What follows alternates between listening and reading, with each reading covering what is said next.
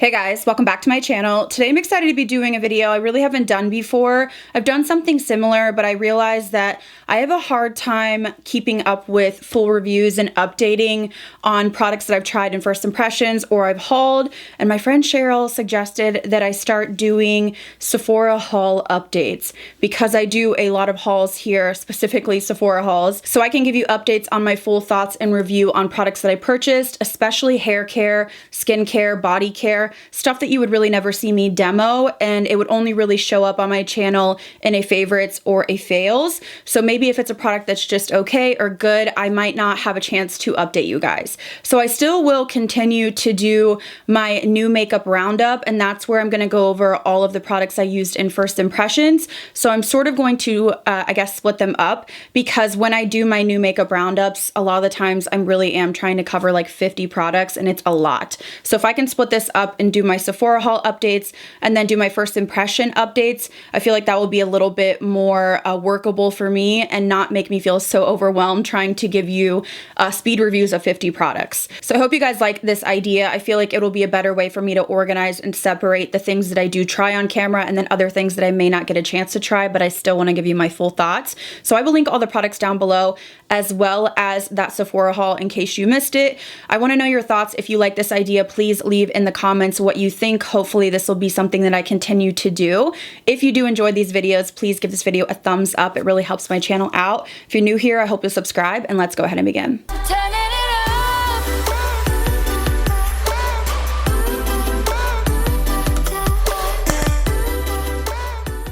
So let's start out with a great product. I'm wearing it on my eyes today. I'm really not surprised that I love it. This is the Natasha Denona Retro Palette. So this is her newest palette that she released. It is a midi size palette in the $65 price range.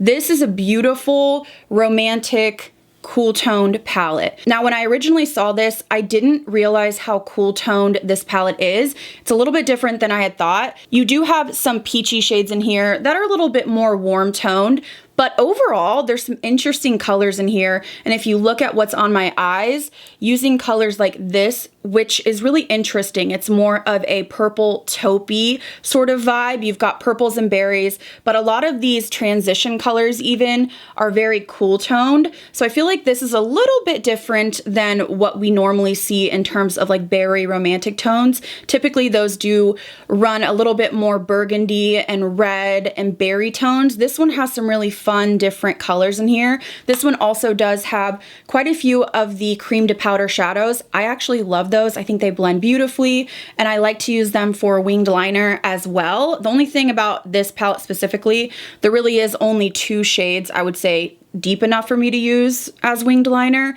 but overall it blends beautifully. I think the price point on this is great because you do get a lot of different shades to play with. Her formula is incredible. I would highly recommend this. I'm really glad I picked it up. Next up, let's talk about Miss Pat McGrath. I did pick up her newest Mothership palette. I typically do not buy a ton of her Mothership palettes, but this one spoke to me, and this is the Utopian Dream palette. So it's one of her Mothership palettes that are $125. You get 10 shades. Very pricey. What drew me in really was this shade. I know that a lot of people were saying this looks like all her other palettes, and it really does. If you cover up that one shade, this looks very similar to a lot of her palettes, but I don't have a ton. So for me, I was like, okay, I really wanted to play around with a new Pat palette. This shade right here is what I used in my first impressions. Woo, it is so beautiful. It is like a duochrome blue purple shift, gorgeous. And then you have just different textures in here and different colors. I like that all 3 of these sparkly shades are quite different, so you can kind of take it in different ways rather than just having like 3 cream shades or 3 gold shades. Her mattes are very pigmented, and I do believe they're a little hard to work with in my opinion. They're not the easiest mattes to work with, so I really buy her palettes for the packaging, the experience, but also really for just the metallic and really the topper shades. I really do tend to prefer her holiday palettes because I think it's a bigger bang for your buck. I mean, this is $125. It's an experience. It's very pricey, very luxe, feels very heavy, and you're gonna get those beautiful toppers. But I just recently bought her holiday palette for like 78 bucks, and you just get so many more shades, and I just feel like it's a better bang for your buck. So it just depends if you want that luxe experience. But for me, I was really drawn in by that blue purple shade. I'm happy to have this because I don't have a ton of Mothership palettes. I just feel like I personally have a hard time swallowing $125 for 10 shades unless the color story speaks to me like this one did. Now, along with the palette, she also released a new product, which is called the Intensifies Artistry Wand. So I bought this as well, and this is essentially supposed to really make her topper shades or metallics or duochromes more vibrant, more shiny, metallic, and it's also supposed to help with fallout. So I've used this multiple times, and I was quite shocked when I looked it up on Sephora to see very split reviews. People seem to either love it or hate it. Now, I wonder if the people that hate it are actually swiping this all over their eye as an eye primer, because I feel like that is a no-no. This is not one that I would use with any matte shadows. I will do all my blending and apply all of my matte shades, and then I will apply this only where I'm going to be putting glitters or shimmers. So it does come in a clicker pen. One thing is you cannot roll it down. So once you click it up, it's up, and it is a clear formula. And when you do apply it, it feels very, I don't know how to describe it, almost like if you took Vaseline but more solid.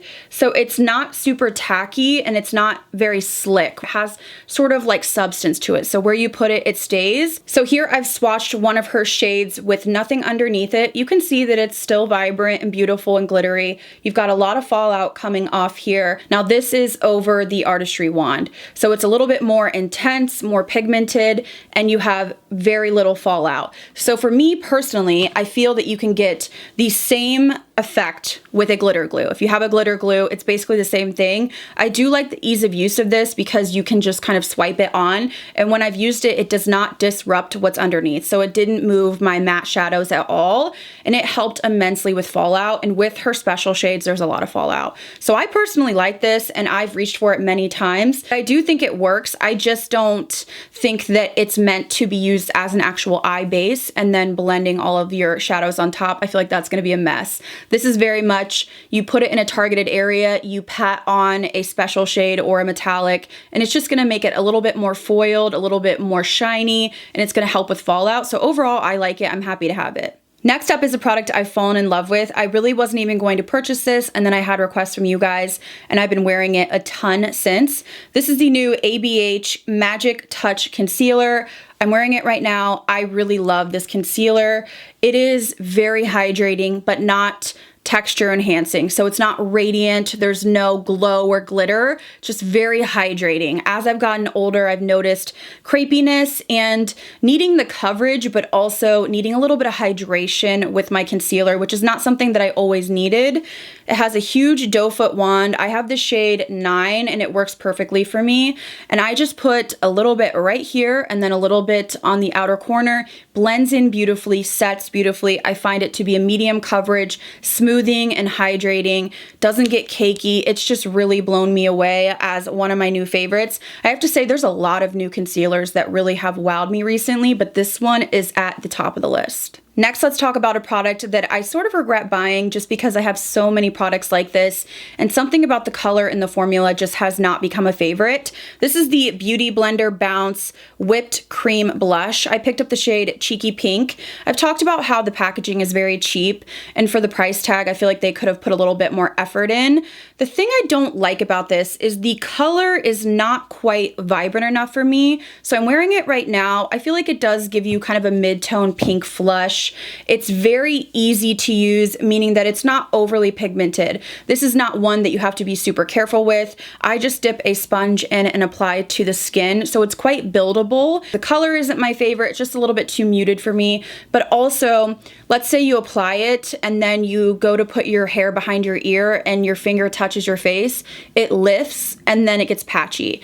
Also, I've noticed that I've been wearing it, and then when I want to touch up with powder, I might take a brush and sort of go under my contour and blush just to kind of brighten everything up. And if you get your brush with powder to even touch this, it lifts and patches. This one, I've noticed, is very finicky. Anytime anything touches it, like I said, whether it's just adjusting your hair, whether it's, you know, hugging someone, whether it's touching up with powder. So I don't like how finicky it is in terms of wear. hair, because once it gets patchy and weird, you really can't fix it. That's been my experience, where I've used a ton of other cream blushes that I didn't notice that. So it's just not my favorite color, not my favorite formula, not my favorite packaging. It's a so-so product. I think it's okay, but it's not one I want to reach for because I have so many other cream blushes that I love. Moving on to a new highlighter formula to me that I really wasn't going to pick up, and then I got FOMO watching everybody rave about these.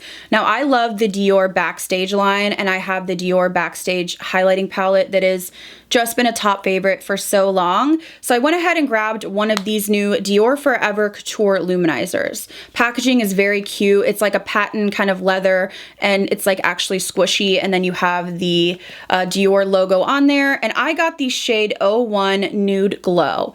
I really love the formula on this. Very creamy. It's not powdery. Very, very pretty on the skin. You can make it blinding, or you could use a fluffier brush to kind of give more of that lit from within glow. My only problem with this shade is it's very warm, sort of peachy, almost like a bronzy gold color, I guess. And I find myself not being able to wear it as easily as maybe just like the basic gold highlighters that I love, like the I Need a Nude Glow from Natasha Denona or the ABH Amrezy. This one has a little bit more warmth to it. For instance, today I didn't wear it because I felt that it sort of clashes. It can clash. So if I'm wearing cool tones like the eye that I'm wearing today, I don't necessarily feel like this fits the best. This is one of those that really goes well with super warm eye looks. I'd be curious to go in store and look at the other colors. I know they had like a baby pink. They also had like an icy white. I do believe the white got bad reviews, so I don't know. I would kind of have to go in store and swatch them and see. So I love the formula, love the packaging. I just have to be wearing very warm makeup for this to, I guess, go with it. So it can be just a little bit finicky in that sense, whereas most of my highlighters are just very basic colors. I can throw them on with anything. Now let's talk about another product I'm wearing that has grown on me. This is the Charlotte Tilbury Nudegasm Face Palette. I believe this is my first face palette from her, or if it isn't, it's been a long time. I really can't remember. So this is the palette with a really glowy blush, a highlighter, and then 2 sculpting shades. Now, when I originally reviewed this, I said that I thought it was sort of strange how warm these were and how cool these were. This is really a sculpting palette. So I use this more so for sculpting. One of my favorites is the Dior Backstage Contour Palette. This is very much similar to that. Not powdery at all, and I use these 2 shades to give dimension to my face. They are very cool toned, so I do not bronze with these because they're not bronze colors for me. The only thing I don't love, again, is this peachy shade in here. It's my least favorite, I think, just because it is texture enhancing, and most of the time when I'm doing glam looks and I'm contouring and highlighting, I really don't want something that's going to enhance my texture. I do like the highlight. I have it down the center of my nose and I have it on my face today. This is what I'm talking about when I'm talking about just more of a neutral highlight. So of course it's like a champagne gold, but it doesn't lean so much bronze or peachy that I feel that it won't work with certain looks. It's just very neutral, easy. So I prefer this highlight color to the Dior. This highlighter can be built up as well, and I think it looks beautiful. It can also be more of a, healthy glow. So overall, I like this palette. I really don't see myself reaching for that peachy shade, but I do use the other 3 shades, and I use the bronze shades out of here most. I feel like this is gonna last me forever. My only complaint is she needs to have more shades of this, more colorways. 1 is not enough. There should have been at least 3, 4, or 5. So that's something I would like her to take the feedback on and expand on it, because there's just really no excuse with a brand as big as hers to only come out with 1 colorway. In that haul, I did pick up 2 hair products, and this is something that I don't typically update on as much because I don't demo them. It's one of those that if they do show up in a favorites or fails, but this is a nice way for me to really give you an update on hair products that I buy. So I picked up the Living Proof Perfect Hair Day 5-in-1 Styling Treatment. This is an interesting product because it gives you volume, conditioning, strength, polish, and smoothness. So it kind of is a 5-in-1. What I've noticed about this is it's really nice to give some texture to my hair. Now, if you go overboard, your hair will feel a little bit gritty. This is great for those of you that have fine hair and your hair just really will not hold a curl. This is something that I would use to give me a little bit of volume and grit to my hair so that it does hold to curl better. I'm glad I picked up the small size to give it a try. I do like it, but it's one of those that is really only for days when I know that I'm going to be curling my hair and I want a little bit of grit so my curls don't fall through. Then I picked up the Color Wow Style on Steroids Texture and Finishing Spray. Now this I like, but it is a little bit heavy. This to me feels like a hairspray, texture spray hybrid. For me, I like to use this before I curl. So again, if I'm gonna be curling my hair and I want it to last, I will hit each strand with this before I curl it, and it does give it some grit, texture, and hold. So I like it like that. I don't typically like to actually like put it in my hair after it's styled because I do find it can get a little bit crunchy. It's not as forgiving as other texture sprays, but I mean, it does say style on steroids. So it really is like kind of intense. So for me, this is more of a before you curl to give you some hold. I've been liking it so far. I really like this Color Wow brand. During the VIB sale, I have a few products that I'm eyeing because I've purchased 3 or 4 of them and I've liked everything so far, so I might try out more from the line. So if you've tried this brand and you have some favorites, leave them down below because I'm curious to see if you guys have been enjoying the brand just as much as I have. So along with the Beauty Blender blush, I did pick up a brand new blush from Milk Makeup. This is the Bionic Blush, and really what got me was the shade. I believe this shade name is called Fly, and it really just looked like a gorgeous flushed red, which I love. Now, when I swatched this, I was like, wait a minute, this feels like a skincare, very sheer, very wet formula that really is not gonna play well with powder. So I've since used it multiple times, and it definitely does lift your powder.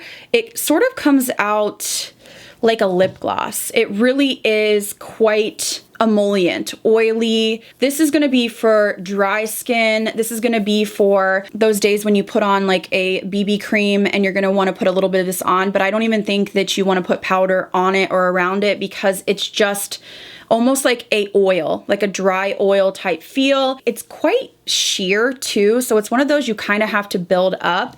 It's just a little bit too finicky for me personally. I like to put cream blush over powder, and I just don't like cream blushes that don't work with powder, but it almost lifts your foundation and then it sort of looks a little bit patchy to me. Even this swatch, I just really don't love the formula. I do feel if you're someone that does not set your face and you really don't wear powder at all, this may be a good option for you if you have really dry skin. So I'm sad that I didn't read enough about this. I honestly got sucked in by the color and I was like, yes, a really beautiful liquid red, but this formula is just a little bit too oily and sheer for me to really want to use it. So now let's talk about lip products. I did buy quite a few in my last haul, and I think this is a great way for me to give you updates because I haven't used, I don't believe, most of these in a trying new makeup. I mean, I only have one face and I do buy a lot of lip products. So let's start out with what I'm wearing. This is the Makeup Forever Shine On Rouge Artist Lipstick. I got the shade 132 Cheerful Beige. Love the packaging. You guys actually did tell me that you're supposed to take off the packaging and then put it on the bottom. I mean, I think it's cute. The packaging is cute. I personally will not take the time to do that when I apply it. And the color I got, I really love. I thought this looked quite small, just the actual bullet itself, but this is a really hydrating formula. I would say it's not a one swipe full pigment. It's more of a buildable hydrating formula. Now you do get, you know, a nice color payoff. I'm wearing this right now and it's just very, very comfortable. I like the feel of it, very thin, but it feels almost like a balm hybrid. Like it's not slipping and sliding, but it's very comfortable on the lips.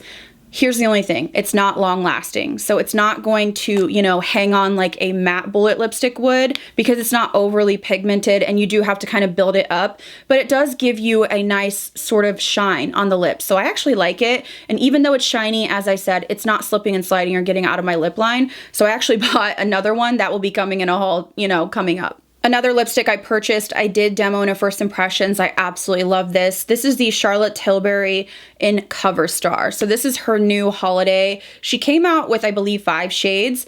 This one is a very, very light, beautiful beige color. It really is just kind of that muted look. So I like to use this with a deeper lip liner. Super beautiful. I love the shade. I would be sure though, before you pick this up, that you like shades like this, because I feel like if you have a deeper skin tone, it's just gonna be it's not going to be flattering unless you use like a really dark lip liner. But I love this shade. Love Charlotte lipsticks. This is a matte formula and it is not super drying. It's very thin in texture, but it's not going to give you the hydration or shine like the Makeup Forever. But I like both of these. This one is more so like a full glam kind of lipstick that I would put with a smoky eye.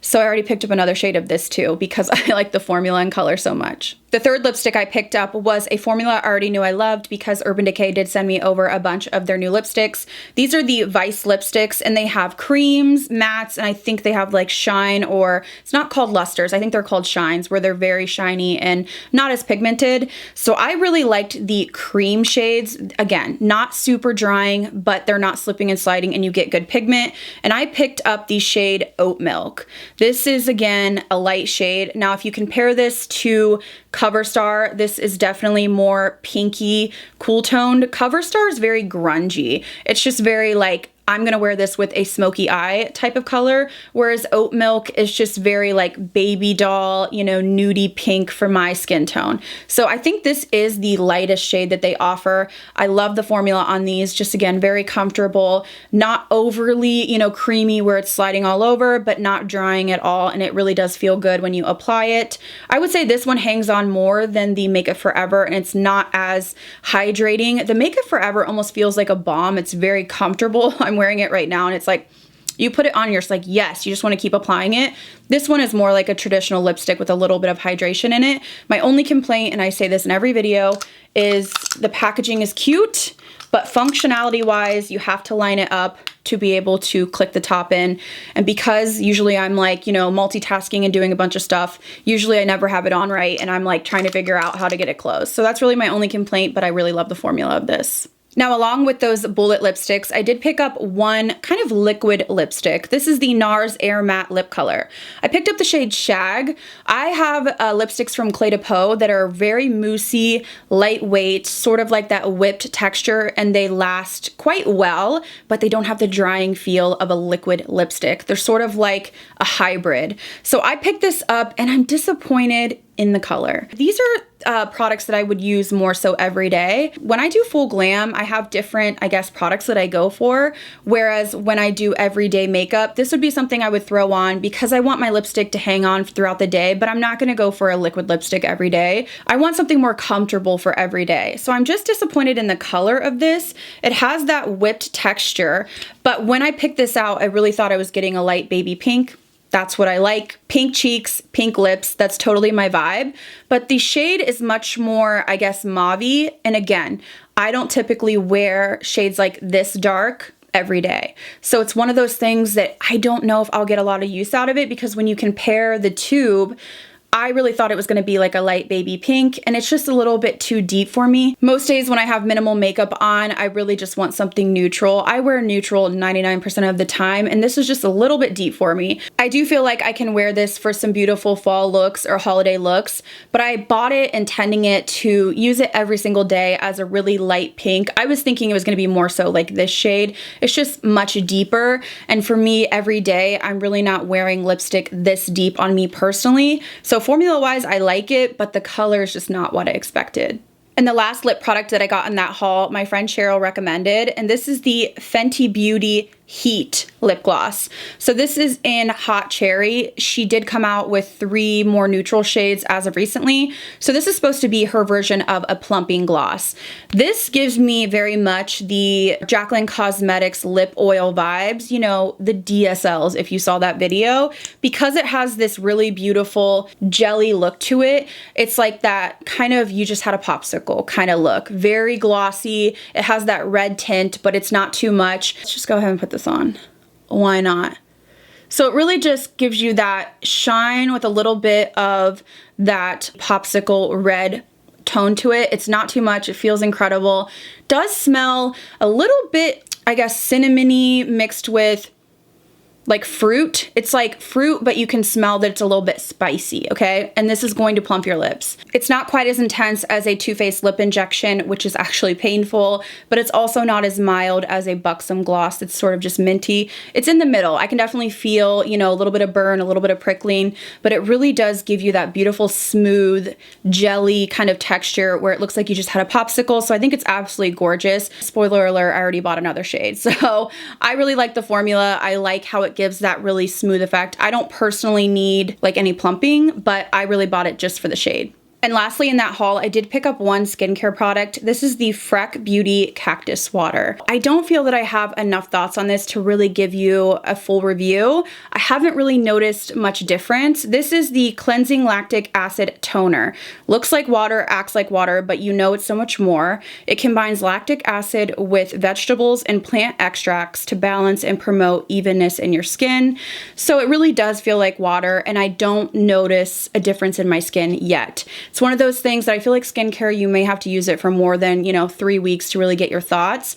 I just apply this right when I get out of the shower before I moisturize or anything like that. It really does feel like water. It's not, you know, irritating or anything like that, but I just don't know if I'm noticing any difference. It has great reviews, but I don't feel confident enough right now to say like it's evened my skin out or it's helped with texture. I'm gonna keep trying it out for a few weeks, but if you've tried this, let me know kind of what your experience was and how long it took you to see results. All right, guys, so that is everything for this Sephora haul update. I hope you guys enjoyed this format of video and just letting you know my full reviews on products that I hauled in my last Sephora haul. So I'll continue to do my new makeup roundup where I do update on first impressions. And then if you guys like these videos, I will continue to follow up on every Sephora haul. So please leave your feedback down below. I will leave all the products I talked about today linked down below in my description box. I hope you guys enjoyed this video. And if you're new here, I hope you'll subscribe, and I'll see you guys in the next video.